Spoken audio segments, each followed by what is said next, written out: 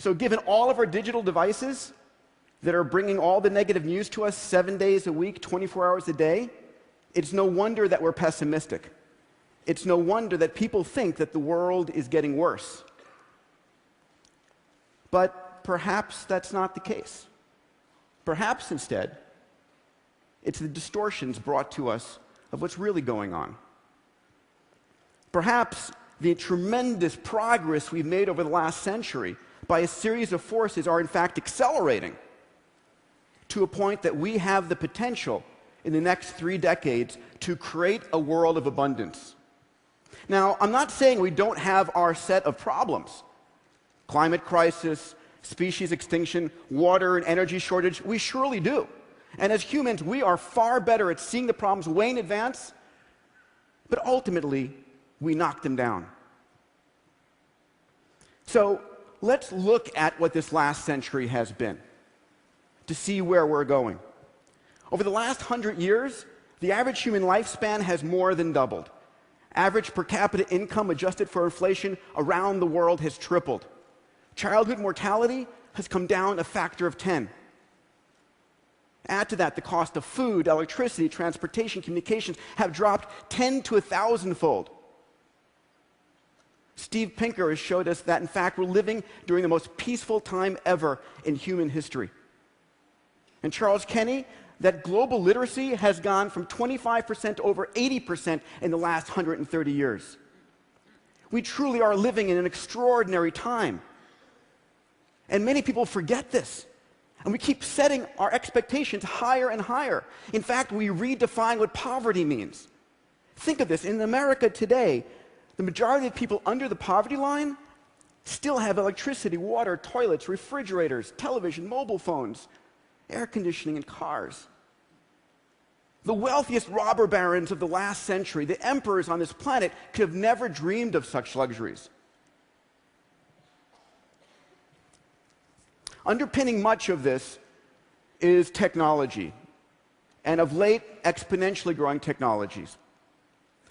My good friend Ray Kurzweil showed that any tool that becomes an information technology jumps on this curve, on Moore's law, and experiences price performance doubling every 12 to 24 months. That's why the cell phone in your pocket is literally 1,000,000 times cheaper and 1,000 times faster than the supercomputer of the 70s. Now look at this curve. This is Moore's law over the last 100 years. I want you to notice 2 things from this curve. Number 1, how smooth it is. Through good time and bad time, wartime and peacetime, recession, depression, and boom time. This is the result of faster computers being used to build faster computers. It doesn't slow for any of our grand challenges. And also, even though it's plotted on a log curve on the left, it's curving upwards. The rate at which the technology is getting faster is itself getting faster. And on this curve, riding on Moore's law, are a set of extraordinarily powerful technologies available to all of us. Cloud computing, what my friends at Autodesk call infinite computing, sensors and networks, robotics, 3D printing, which is the ability to democratize and distribute personalized production around the planet, synthetic biology, fuels, vaccines, and foods, digital medicine, nanomaterials, and AI. I mean, how many of you saw the winning of Jeopardy by IBM's Watson? I mean, that was epic. In fact, I scoured the headlines looking for the best headline in the newspaper I could, and I love this: Watson vanquishes human opponents. Jeopardy is not an easy game. It's about the nuance of human language. And imagine, if you would, AIs like this on the cloud available to every person with a cell phone. 4 years ago here at TED, Ray Kurzweil and I started a new university called Singularity University. And we teach our students all of these technologies, in particular, how they can be used to solve humanity's grand challenges. And every year, we ask them to start a company or a product or a service that can affect positively the lives of 1 billion people within a decade. Think about that, the fact that literally a group of students can touch the lives of 1 billion people today. 30 years ago, that would have sounded ludicrous. Today, we can point at dozens of companies that have done just that. When I think about creating abundance, It's not about creating a life of luxury for this planet. It's about creating a life of possibility. It is about taking that which was scarce and making it abundant. You see, scarcity is contextual, and technology is a resource-liberating force. Let me give you an example. So this is a story of Napoleon III in the mid-1800s. He's the dude on the left. He invited over to dinner the king of Siam.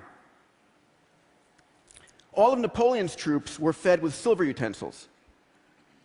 Napoleon himself with gold utensils. But the king of Siam, he was fed with aluminum utensils.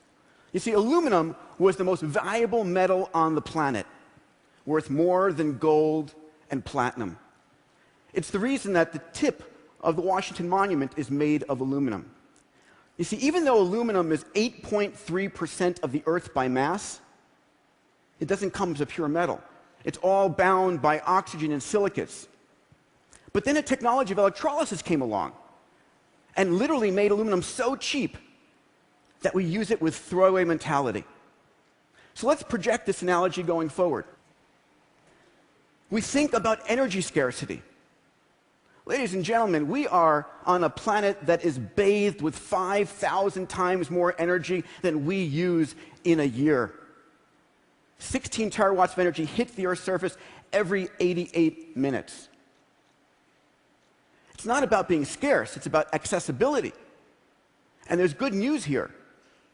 For the first time this year, the cost of solar-generated electricity is 50% that of diesel-generated electricity in India. 8.8 rupees versus 17 rupees. The cost of solar dropped 50% last year. Last month, MIT put out a study showing that by the end of this decade, in the sunny parts of the United States, solar electricity would be 6 cents a kilowatt hour compared to 15 cents as a national average. And if we have abundant energy, we also have abundant water. Now, we talk about water wars. Do you remember when Carl Sagan turned the Voyager spacecraft back towards the Earth in 1990 after it just passed Saturn? He took a famous photo. What was it called? Right, a pale blue dot. Because we live on a water planet. We live on a planet 70% covered by water.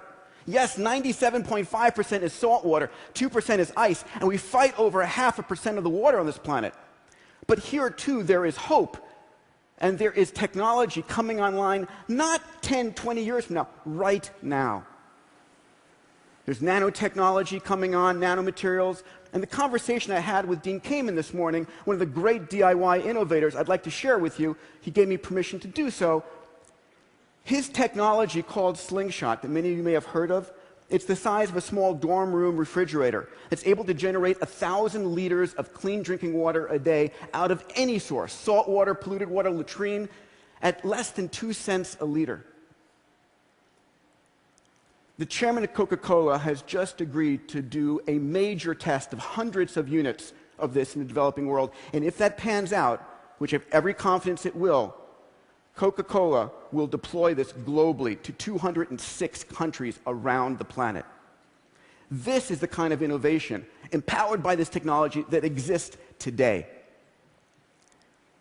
And we've seen this in cell phones. My goodness, we're going to hit 70% penetration of cell phones in the developing world by the end of 2013. Think about it, that a Maasai warrior on a cell phone in the middle of Kenya has better mobile comm than President Reagan did 25 years ago. And if they're on a smartphone on Google, they've got access to more knowledge and information than President Clinton did 15 years ago. They're living in a world of information and communication abundance that no one could have ever predicted.